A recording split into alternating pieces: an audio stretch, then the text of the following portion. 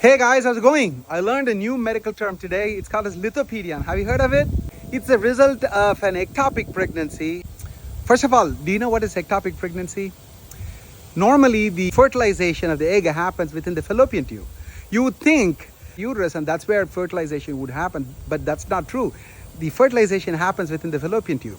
And once the egg is fertilized, that's when it's really moved to the uterus. That's where there's a lot of space for the egg to grow, right?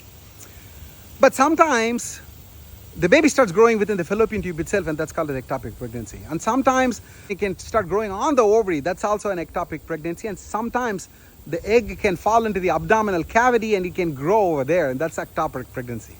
And ectopic pregnancy ends up as a medical emergency. The baby dies, and there will be a lot of bleeding, and then many of the time the mother would also die. But sometimes what the body does is, if there's a dead baby, and if the pregnancy had gone far enough, then the body tries to help the mother live through it. And the way it does it, it just deposits a lot of calcium on it. And then it converts that baby almost like a little bone. Can you believe that?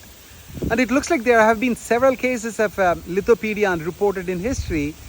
And one of them was pretty recent, a Congolese immigrant woman to the United States. She had an ectopic pregnancy back in Congo, but she ignored it. And she ended up in the United States, and she lived here for, I think, 20, 30 years, something like that. And she was chronically having belly pain. And she didn't know what it was, but anyway, finally she died. And when they did an autopsy, they found that there was a Lithopedeon, so a baby that had been calcified.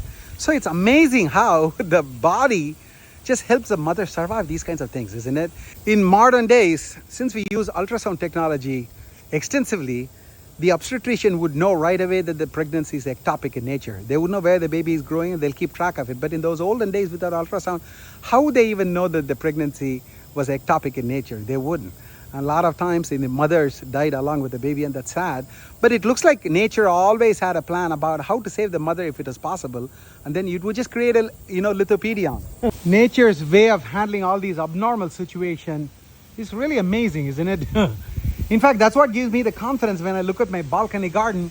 See, these plants are not supposed to be growing beyond the confines of balcony, but they somehow begin to do this. And when I look at these flowers, I worry so much, because what if they get impregnated with a veggie baby, and how can the stem of this plant handle that weight?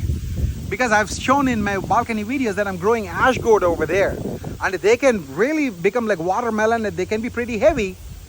But looking at Lithopedeon and all the situation, I know that nature would somehow find a way to support my balcony garden.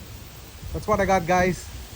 I'll talk to you later in my next post. Nature is amazing and great. Goodbye.